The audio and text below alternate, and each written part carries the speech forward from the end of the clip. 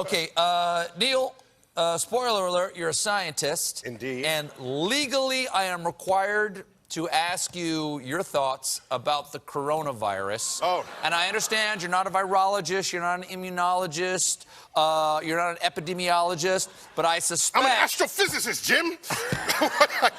I suspect you have an opinion. A point of view, I would say. Okay. I would say. So I'm broadly scientifically literate, but what I will say... Neil, I gotta say, you're totally blowing my mind right now. That's what I do. I'm broadly scientifically literate, but what I will say of this virus, I think we're in the middle of a massive experiment worldwide. And that where are the guinea pigs? Maybe. The experiment is, will people listen to scientists? I think we're in the middle of a massive experiment worldwide. And that where is... are the guinea pigs? Maybe. Look at the coronavirus itself, at this old medical book, and let's get a little bit of a close-up where coronavirus, basically the symptoms are of a common cold. So why is this being pushed? Why is there mass hysteria over this? And let's take a look here at the numbers themselves. With supposedly almost 130,000 worldwide cases, you have supposedly 4,700 deaths. And taking a look at these numbers from 2014, number of deaths in the United States when it comes to the standard flu and pneumonia, 55,000. Okay, you have medical error, 250,000 people, all these deaths. And for some reason, people are concerned about coronavirus. Again, looking at this medical book, when it's considered the symptoms a common cold. And the number of so-called fatalities at under 5,000. So we're not concerned about these numbers. These numbers are never discussed in the mainstream media. The experiment is, will people listen to scientists? Cells in a coronavirus are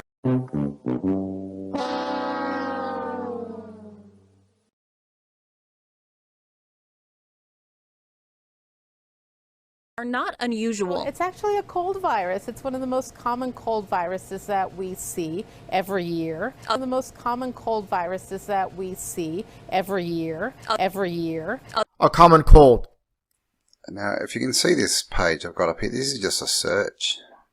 Deaths from the flu 2020, and you can see this is CNBC. The flu has already killed 10,000 across the US as the world frets. Okay, now, the deaths from corona are nowhere near 10,000.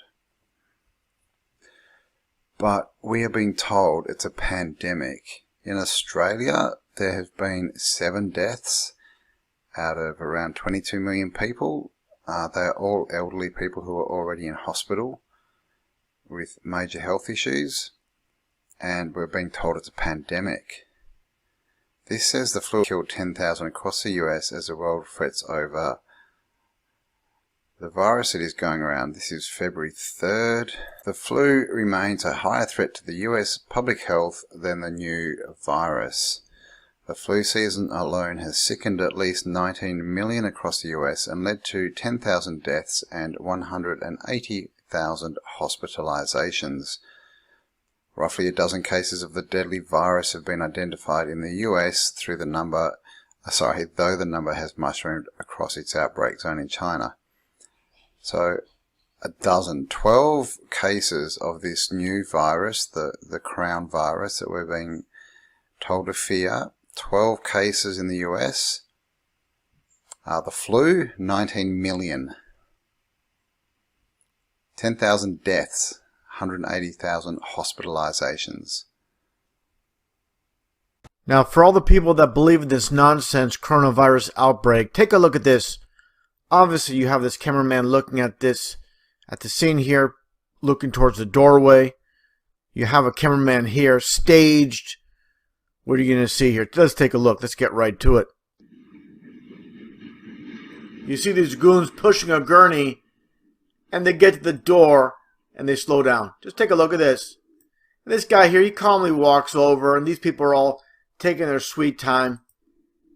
Take a look at this. All of a sudden, the sense of urgency is gone. It's like the The director here is instructing them what to do. Again, just more garbage, more nonsense that we're being fed. It only matters how you respond. The most common cold virus is that. And we are responding with great speed and professionalism. And again, I'm going to show it one more time without stopping. Look at the gurney. The people pushing the gurney. Completely slow down once they get to the door. No rush. No sense of urgency. And the guy, again, filming here. What is this? And again, I really have to emphasize that this is a real critical situation. You know, they're running through this lobby, pushing the guy or whoever it is on this gurney through this doorway. Why is it pertinent? Why is it important for this cameraman to go talk to one of these medical people? Obviously, again, this is just a production stage with these cameras here. And again, there's people on my channel pushing this nonsense, garbage, coronavirus like it's real. People have not learned. They're not advancing. They're not growing.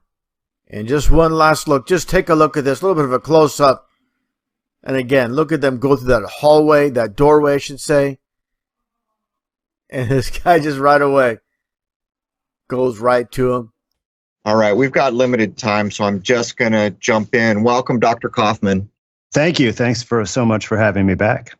So it's not very often we have people back to back so quickly, but the overwhelming response to the kind of common sense, no nonsense information you added last time went a long ways. I can't tell you how many emails I got from people who have calmed down and are taking things in stride and beginning to get their adult minds back and understand that what's going on here is basically an information barrage that is scaring the living you-know-what out of the population. Having said that, why don't we jump in? Well, I'll tell you what, I'll ask you two questions. I know you've got some fantastic information on contagion, which is no nonsense.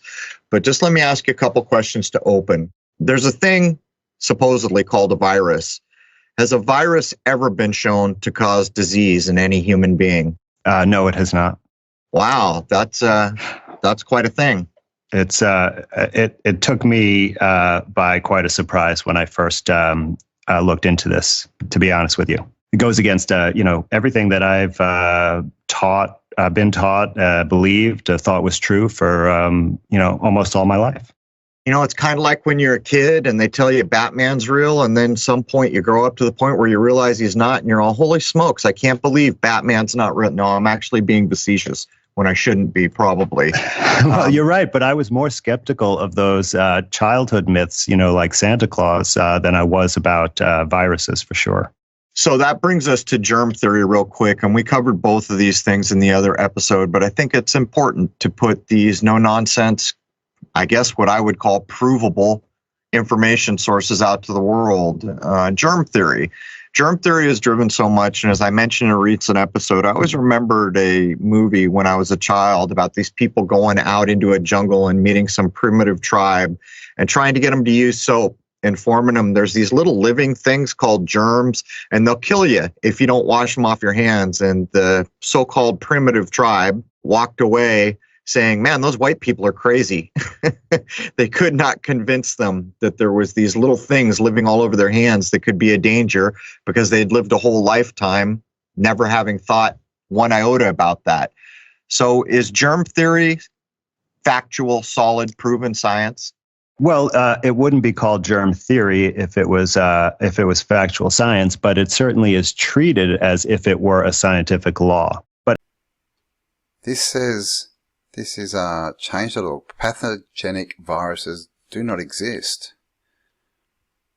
During his undergraduate years at university, Dr. Stefan Lenker came across a virus that had infected a sea algae. The virus didn't make the sea algae sick. In fact, the virus helped the sea algae to bloom and thrive, which was not what he expected.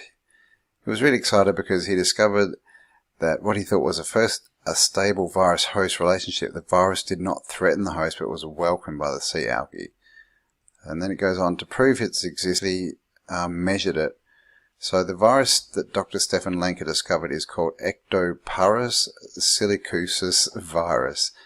The virus is not pathogenic, which means it's not bad for your health, doesn't hurt you, and enables the sea algae to thrive because of it and not despite it. The diameter is blah blah. Dr. Lenk was asked about pathogenic viruses such as HIV and did some research. He examined the scientific literature and discovered there was absolutely no evidence for the existence of any pathogenic virus deemed dangerous by the scientists and MDs, such as mumps, measles, rubella, and swine flu, viruses and against which our children are vaccinated. He's saying they do not exist. Now, if pathogenic viruses exist, it should be possible to isolate them and measure them. But no one has ever done that.